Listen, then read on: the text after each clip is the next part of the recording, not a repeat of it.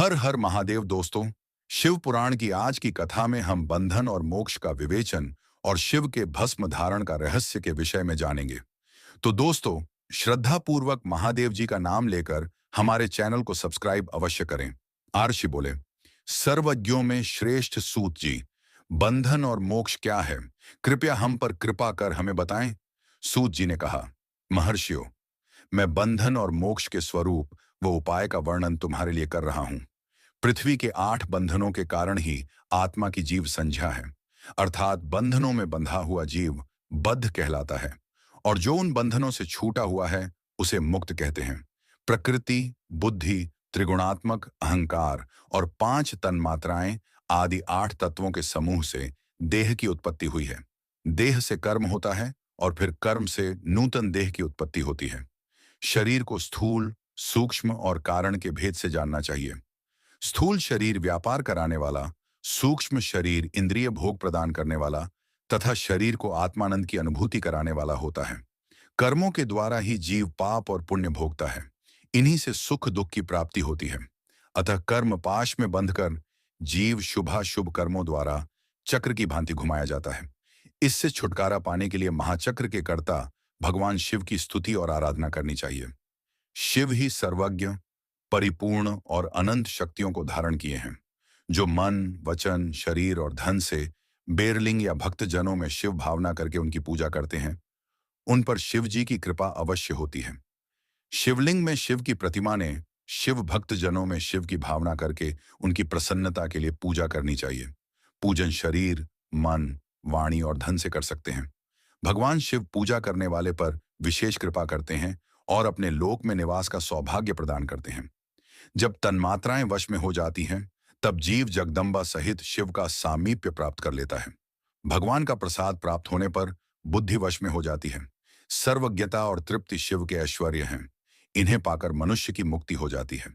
इसलिए शिव का कृपा प्रसाद प्राप्त करने के लिए उन्हीं का पूजन करना चाहिए।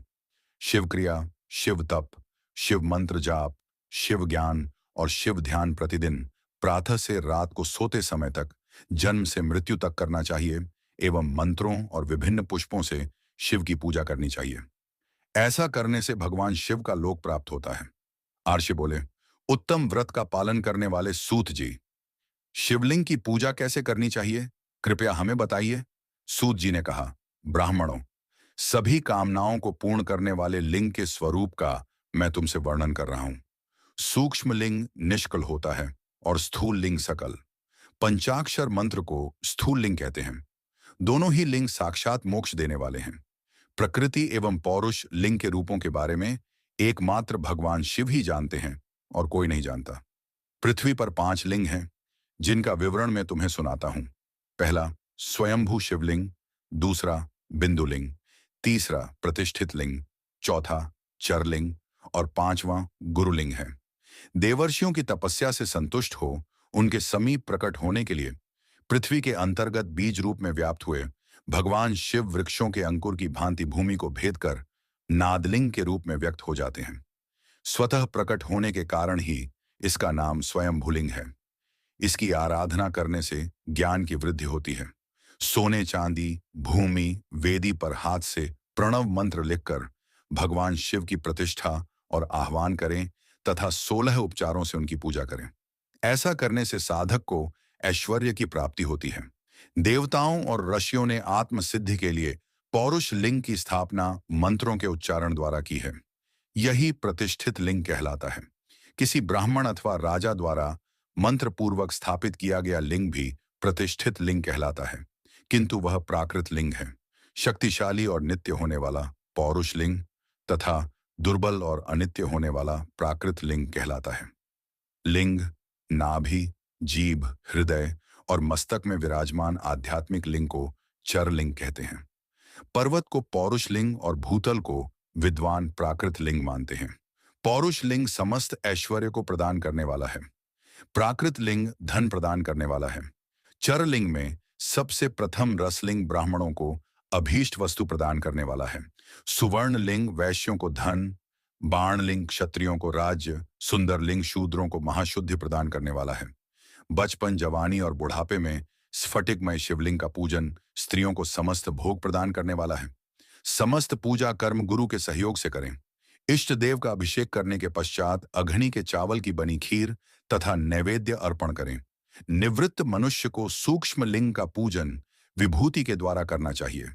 विभूति लोकाग्निजनित, वेदाग्निजनित और शिवाग्निजनित तीन प्रकार की होती हैं। लोकाग्निजनित अर्थात लौकिक भस्म को शुद्धि के लिए रखें। मिट्टी, लकड़ी और लोहे के पात्रों की धान्य, तिल, वस्त्र आदि की भस्म से शुद्धि होती है। वेदों से जनित भस्म को वैदिक कर्मों के अंत में धारण करना चाहिए।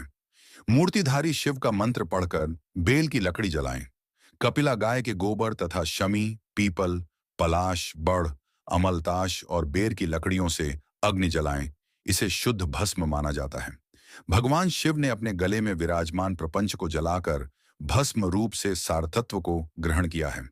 उनके सारे अंग विभिन्न वस्तुओं के सार रूप हैं। भगवान शिव ने अपने माथे के तिलक में ब्रह्मा, विष्णु और रुद्र के सारतत्व को धारण किया है। सजल भस्म को धारण करके शिव जी की पूजा करने से सारा फल मिलता है। शिव मंत्र से भस्म धारण कर श्रेष्ठ आश्रमी होता है। शिव की पूजा अर्चना करने वाले को अपवित्रता और सूतक नहीं लगता। गुरु शिष्य के राजस, तामस और तमोगुण का नाश कर शिव का बोध कराता है। ऐसे गुरु के हाथ से भस्म धारण करनी चाहिए। जन्म और मरण सब भगवान शिव ने ही बनाए हैं। जो इन्हें उनकी सेवा में ही अर्पित कर देता है वह बंधनों से मुक्त हो जाता है। स्थूल, सूक्ष्म और कारण को वश में कर लेने से मोक्ष प्राप्त होता है। जो शिव की पूजा में तत्पर हो, मौन रहे, सत्य तथा गुणों से युक्त हो, क्रिया, जाप, तप करता रहे, उसे दिव्य ऐश्वर्य की प्राप्ति होती है तथा ज्ञान का उदय होता है। शिव भक्त यथा योग्य क्रिया एवं अनुष्ठान करें तथा धन का उपयोग कर शिव स्थान में निवास करें। भगवान शिव के महात्म्य का सभी के सामने प्रचार करें। शिव मंत्र के रहस्य को उनके अलावा कोई नहीं जानता है, इसलिए शिवलिंग का नित्य पूजन करें। दोस्तों, शिव पुराण की कथाएं सुनने के लिए हमसे जुड़े रहें तथा चैनल को सब्सक्राइब अवश्य करें। हर हर महादेव।